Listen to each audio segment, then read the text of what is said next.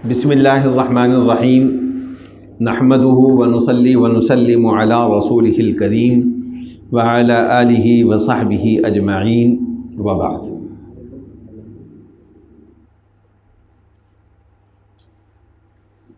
آج کی منزل میں سے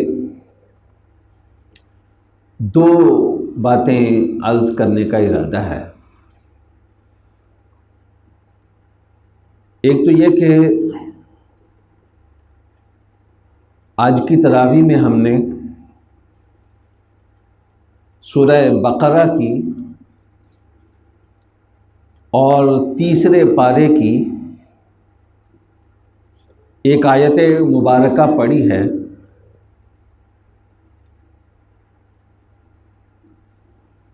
جس کو ہم عام طور پر آیت الکرسی کہتے ہیں۔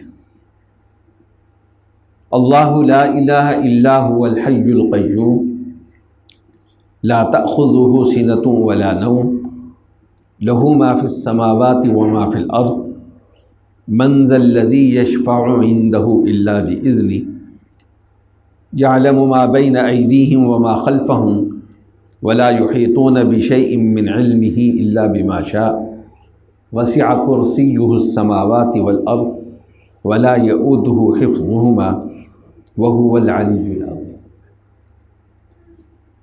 یہ بہت ہی عظیم آیت ہے اور نبی کریم صلی اللہ علیہ وسلم نے یہ فرمایا ہے کہ یہ قرآن کی سب سے عظیم آیت ہے،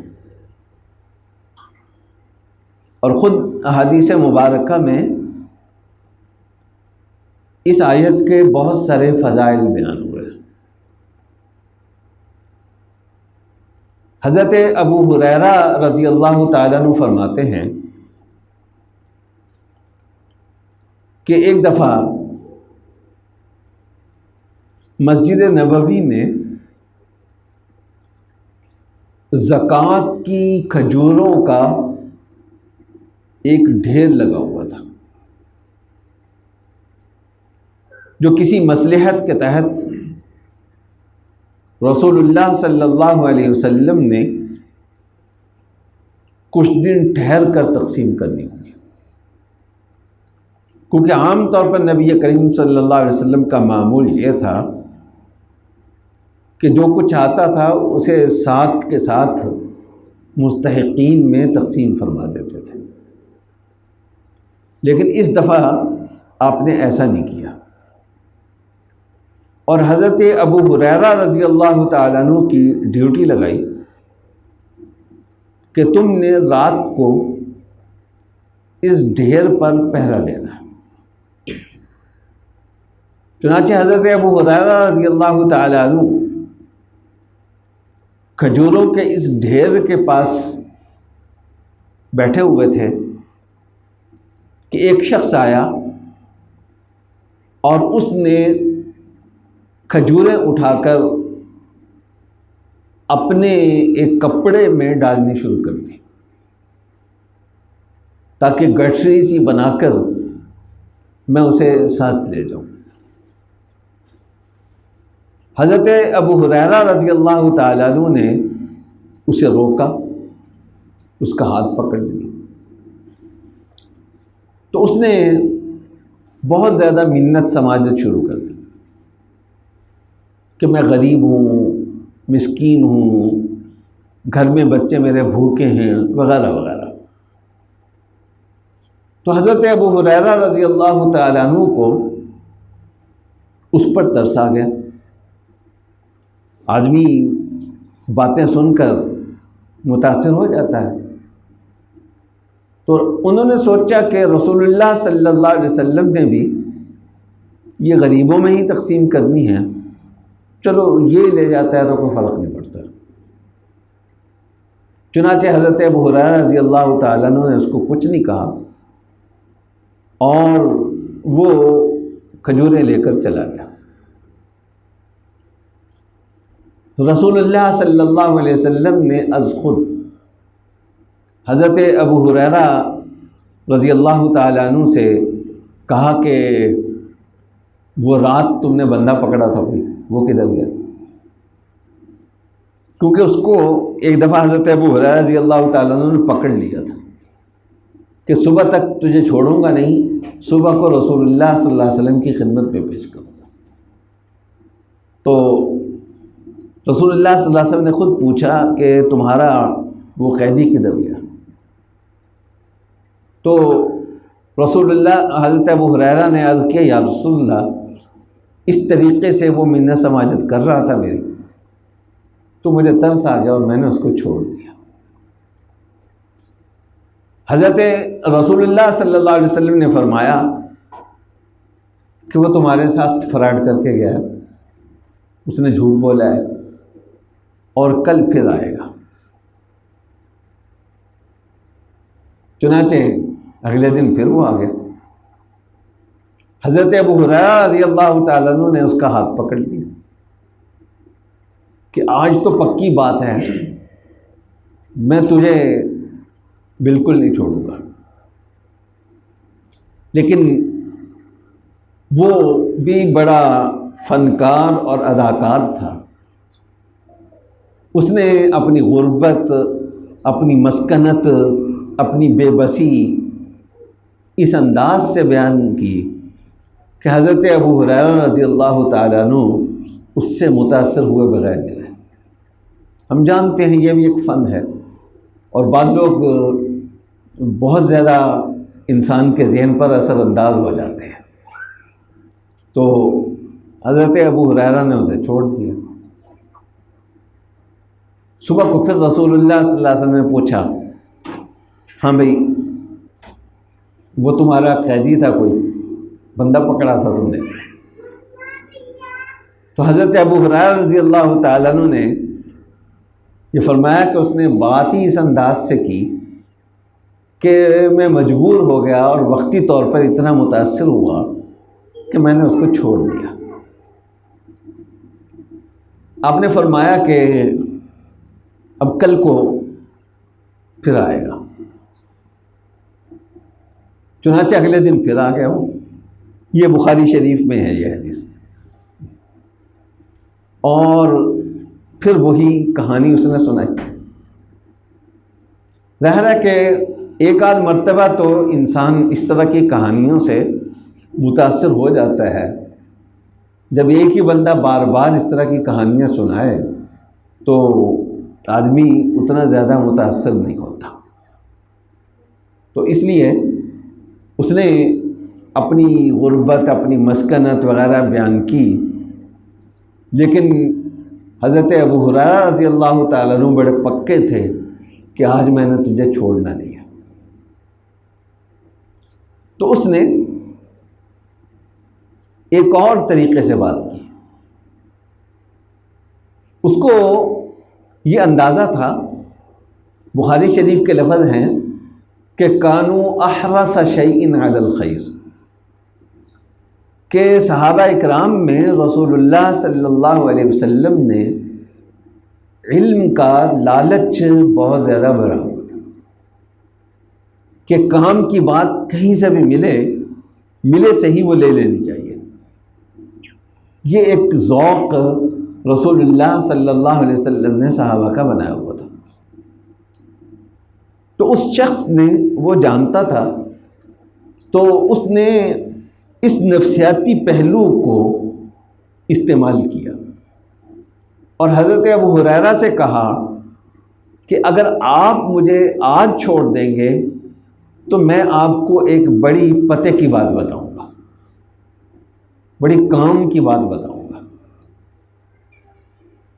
حضرت ابو ہریرہ رضی اللہ تعالیٰ عنہ علم کے کام کی بات کے لالچ میں آ گئے اور اس کو چھوڑ دیا۔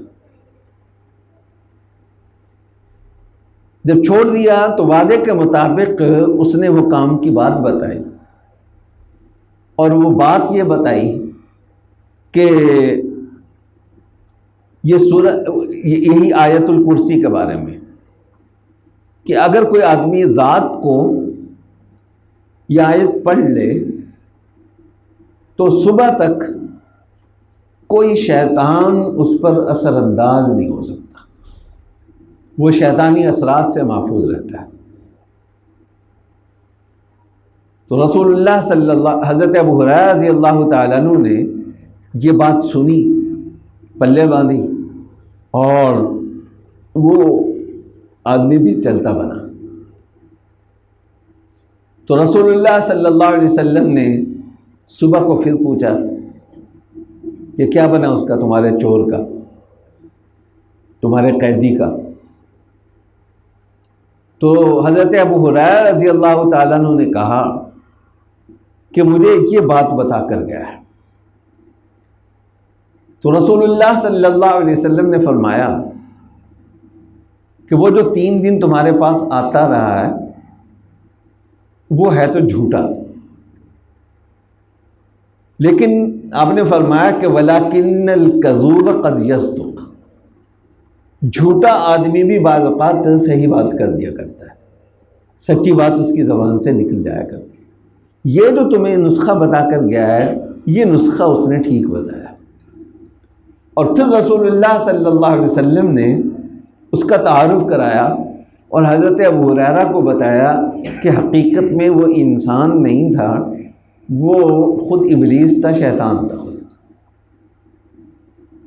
وہ خود اپنے بارے میں بتا گیا کہ اگر آئندہ مجھ سے بچنا ہے تو اس کا طریقہ یہ ہے کہ آیت الکرسی پڑھ لو۔ اس لیے رسول اللہ صلی اللہ علیہ وسلم نے اس کا صبح شام پڑھنا بھی سکھایا ہے، اور ہر نماز کے بعد بھی اس کا پڑھنا سکھایا۔ ہمیں اپنے گھروں میں بعض اوقات خیال ہوتا ہے بے برکتی کا، اور یہ خیال ہوتا ہے کہ باہر کی چیزوں کے اثرات کچھ ہو گئے ہیں، بعض اوقات ہوتے بھی ہیں اور بعض اوقات محض وہم ہوتا ہے۔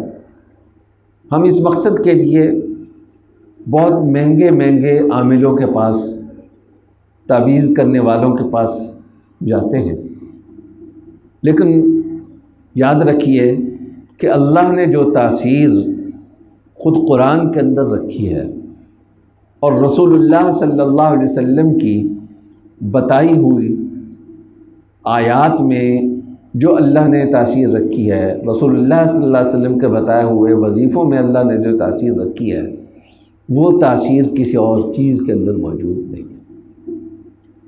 ان میں سے ایک چیز یہ ہے کہ آیت الکرسی پڑھ کر سو، آیت الکرسی اور آخری 2 صورتیں اور آخر کے 4 قل اگر پڑھ لیں تو وہ زیادہ بہتر ہے۔ اور رسول اللہ صلی اللہ علیہ وسلم کا یہ معمول تھا کہ یہ پڑھ کر اپنے ہاتھوں پر پھونک مار کر پھر وہ اپنے ہاتھ پورے جسم پر مل لیا کرتے تھے، حتیٰ کہ مرض الوفات میں بھی رسول اللہ صلی اللہ علیہ وسلم کا یہ معمول نہیں چھوٹا۔ بس یہ ہے کہ اب رسول اللہ صلی اللہ علیہ وسلم کے لیے خود اپنا ہاتھ پورے جسم پر پھیرنا مشکل تھا بیماری کی وجہ سے، تو یہ کام ام المؤمنین حضرت عائشہ رضی اللہ تعالیٰ عنہ کر دیا کرتی تھی کہ وہ یہ آخری 2 صورتیں یہ پڑھتی تھیں اور رسول اللہ صلی اللہ علیہ وسلم کے دست مبارک پر دم کر کے وہ آپ کے جسم پر پھیر دیا کرتی تھی، اپنا ہاتھ نہیں بلکہ رسول اللہ صلی اللہ علیہ وسلم ہی کا ہاتھ۔ کیونکہ حضرت عائشہ، یہ تواضع تھی حضرت عائشہ کی کہ میرا ہاتھ رسول اللہ صلی اللہ علیہ وسلم کے ہاتھ کے قائم مقام نہیں ہو سکتا، تو ان میں اللہ نے بڑی تاثیر رکھی ہے۔ اسی طریقے سے ایک بہت مختصر سی دعا ہے، اعوذ بکلمات اللہ التامات من شر ما خلق، کہ اللہ کی جو پرفیکٹ باتیں ہیں، اللہ کے جو پرفیکٹ کلمات ہیں، میں ان کے ذریعے اللہ کی ہر مخلوق کے شر سے پناہ مانگتا ہوں، ہر مخلوق کے شر سے۔ اس میں جنات بھی آ جاتے ہیں، آسیب بھی آ جاتے ہیں، بیماریاں بھی آ جاتی ہیں، مختلف قسم کے انفیکشن بھی آ جاتے ہیں، اور بہت ساری چیزیں آ جاتی ہیں۔ اور اسی طریقے سے ایک اور بہت چھوٹی سی دعا ہے، بسم اللہ الذی لا یضر مع اسمہ شیء فی الارض ولا فی السماء، کہ میں سونے لگا ہوں مثلا اور اس اللہ کے حوالے اپنے آپ کو کر کر اس اللہ کے نام پر، جس نام کے ہوتے ہوئے آسمانوں اور زمینوں کی کوئی چیز مجھے نقصان نہیں پہنچا سکتی۔ بہت جامع بات ہے۔ تو یہ 4 میں نے چھوٹی چھوٹی چیزیں عرض کی ہیں، ان کو یاد کرنا بھی کوئی مشکل کام نہیں ہے اور پڑھنے میں بھی زیادہ وقت نہیں لگتا۔ کم از کم صبح شام ان کو اپنے معمولات میں شامل کر لینا چاہیے، ایک صبح کے وقت اور ایک رات کو جب سونے لگیں۔ اللہ جل جلالہ ہمیں عمل کرنے کی توفیق عطا فرمائے۔